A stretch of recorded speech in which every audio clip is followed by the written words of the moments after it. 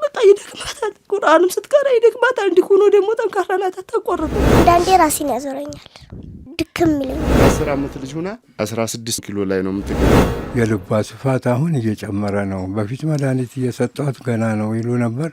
አሁን ግን እየጨመረ እየሄደ ነው። በዚሁ ኬዝ ምክንያት አንድ አይኗ ዝቅ ብሏል፣ ወርዷል ወደታች።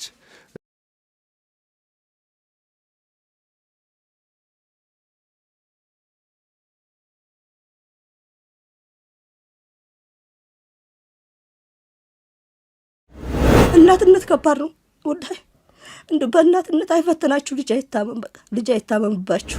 በጣም ጎበዝ ናት። በጣም ፍጥነት ያላት ፈጣን፣ ወደፊት አላህ ረድቷት ታክማ ስተርፍ አገርም ሸክም የምታቀል ለሌላውም ግብአት የምትሆን ልጅ ናት።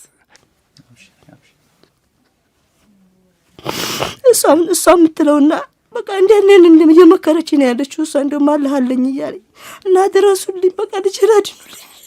አብሽር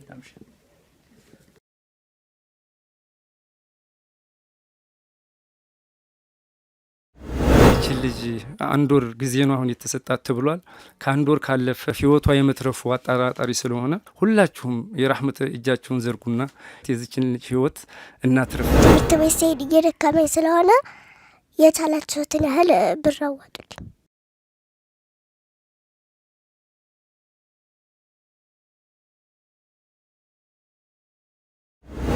ወገን ለወገን ደራሽ ነው። ሙስሊም ያለም ክርስቲያንም ማንኛውም ኢትዮጵያዊ የሆነ እንዲረዳትና ከሞት እንዲታደጋት በአላህ ስም እንጠይቃለን።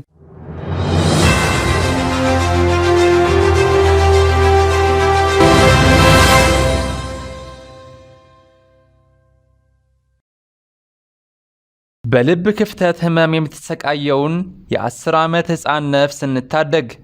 ህፃን ፈቲያ አብዱራህማን ለረጅም ጊዜ በልብ ክፍተት በሽታ ስትሰቃይ የቆየች ሲሆን በጥቁር አንበሳ ስፔሻላይዝድ ሆስፒታል ጊዜያዊ የህክምና ማስታገሻ እያገኘች ብትቆይም በአሁኑ ወቅት በልቧ ላይ ያለው ክፍተት ከ10 ወደ 15 ሴንቲሜትር ከፍ በማለቱ አስቸኳይ ህክምና ያስፈልጋታል። ራሂማ ጌታሁን እባላለሁ። ስሜ የመጣው ከሰሜን ወሎ መርሳ ነው።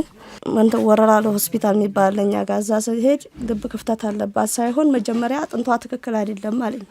ካዛ ብሎ ለደሴ ሆስፒታል ሪፈር ጻፈልኝ። ሪፈር ሲጽፍልኝ ደሴ ሆስፒታል ሲሄድ ደግሞ በቃ ልቧ ክፍት ነው፣ ቶሎ በፍጥነት ጥቁር አንበሳ ወስደሽ ማሰራት አለብሽ ተባልኩኝ። እዚህ ደግሞ መጥቼ አመት ሆነኝ። በቃ ወረፋ ስለሆነ ማሰራት አልቻልኩም። በጣም ብዙ ወረፋ አለ እዛ። እንትንም ያው የኢትዮጵያ አጠቃላይ ጥቁር አንበሳ ስለሆነ ወረፋው ማግኘት አልቻልኩም። እነሱ ደግሞ ውጭ አሰሪ ነው የሚባለው። ውጭ አሰሪ ሲባል በማዕከል የሚያርቁ ውጭ አሰሪ ያሉኝ። እዛ ደግሞ እኔ ደግሞ ውጭ ማሰራት አልቻልኩም። ክፍተቱ ደግሞ በጣም ትልቅ ነው። ልጅቱ ደግሞ በቃ እንደምታያት ጎበዝ ተማሪ ናት። ስሜ ሀጂ ሁሴን መሐመድ ይባላል።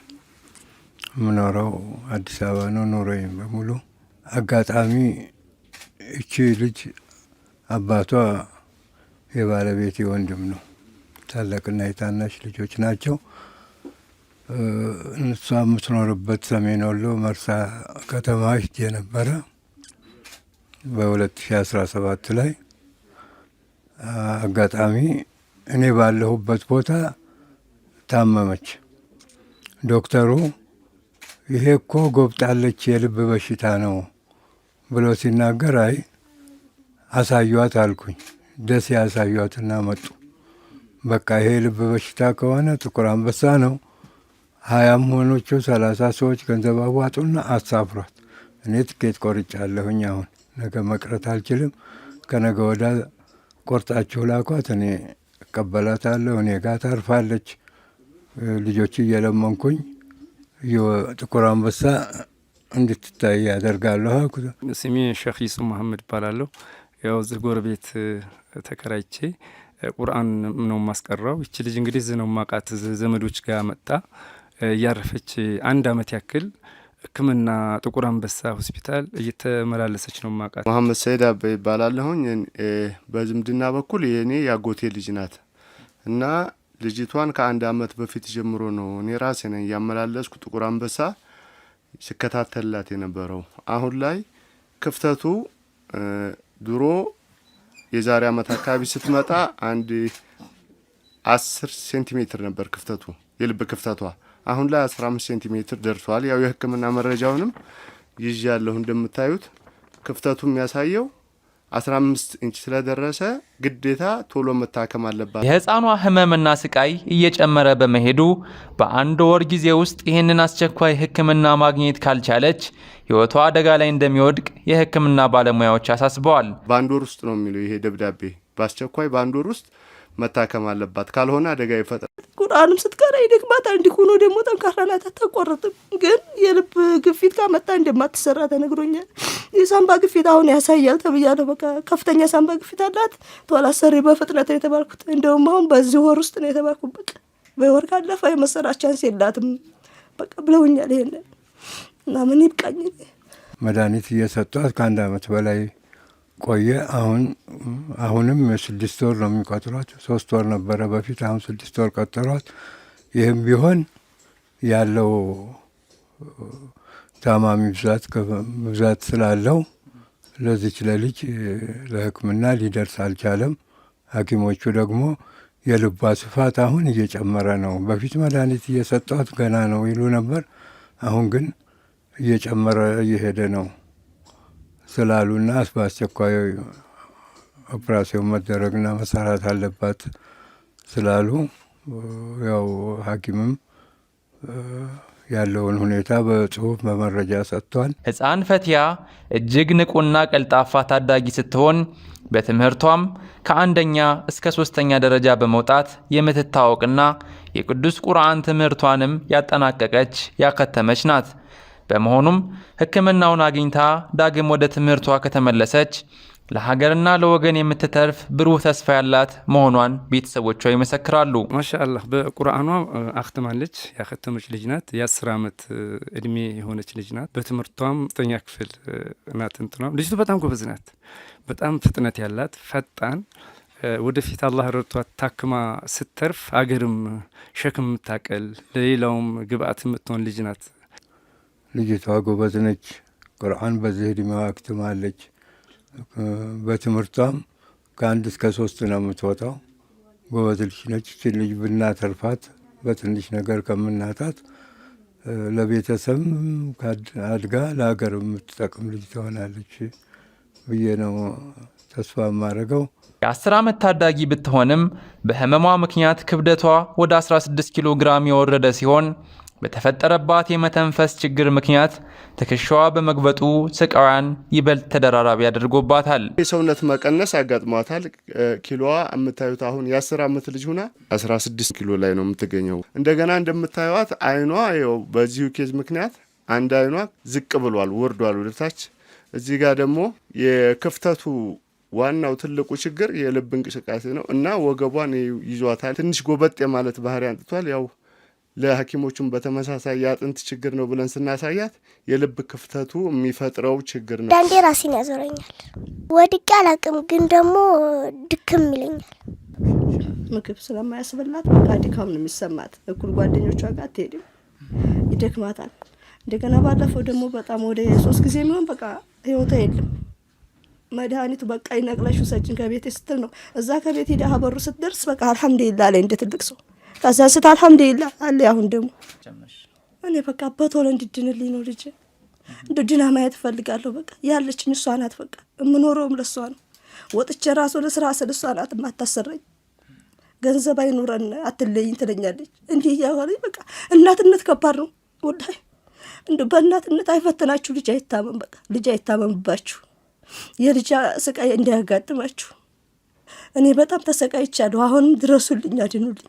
የህፃኗ ቤተሰቦች በገጠር የሚኖሩና ከእጅ ወደ አፍ በሆነ ኑሮ የሚተዳደሩ በመሆናቸው ለሕክምናው የተጠየቀውን 1.2 ሚሊዮን ብር አቅም በማጣት መሸፈን አልቻሉም። እናትና አባቷ ወሎ ክፍለ ሀገር ወይ ደግሞ ደቡብ ሰሜን ወሎ የሚባል አካባቢ የሚኖሩ ናቸው።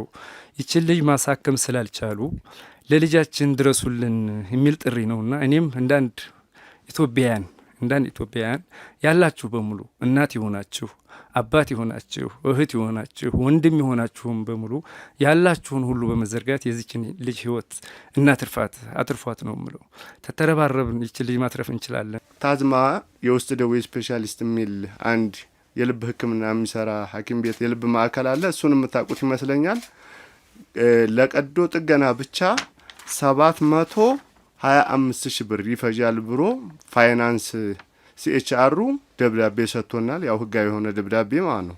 በተጨማሪም ቀዶ ጥገናው ከተሰራ በኋላ የመድኃኒት ተኝታ የምትታከምበት ያልጋ እንደገና ደግሞ ሰርቪስ ቻርጅ ይሄ የአገልግሎት ክፍያ ሆኖ 475,000 ይፈጃል ያስገመት ነው ማለት ነው።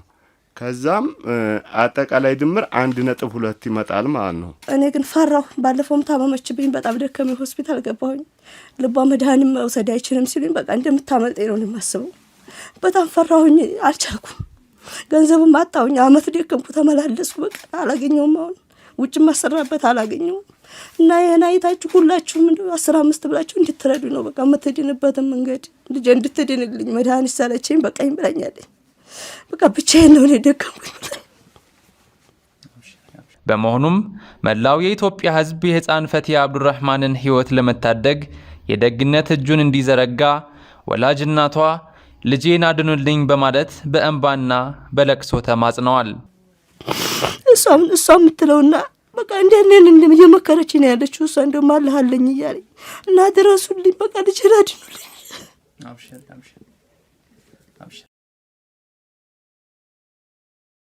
ለማህበረሰቡ ማስተላልፈው መልእክት ድጋፍ እንዲያደርጉልኝ። ትምህርት ቤት ስሄድ እየደከመኝ ስለሆነ የቻላችሁትን ያህል ብር አዋጡ። ወገን ለወገን ደራሽ ነው። ሙስሊም ያለም ክርስቲያንም ማንኛውም ኢትዮጵያዊ የሆነ እንዲረዳትና ከሞት እንዲታደጋት ባላህ ስም እንጠይቃለን። አንድ ሰው ህይወት ያተረፈ ሰው ዓለሙን በሙሉ እንዲያተረፈ ስለሚታሰብ እባካችሁን የኔም የእናንተም ልጆች ነገ የሚያጋጥማቸው ወይኛ የሚያጋጥመንን ስለማናውቅ ለነገ ለአኺራ ቤታችን ሙስሊሞችም ክርስቲያኖችም ሁሉም ባላችሁ የዝነት እጃችሁን ዘርጉ ነው የምለው። የህፃን ፈቲያ አብዱራህማንን ህይወት ለመታደግ እነዚህ የተዘረዘሩ የባንክ አካውንቶችን ይጠቀሙ።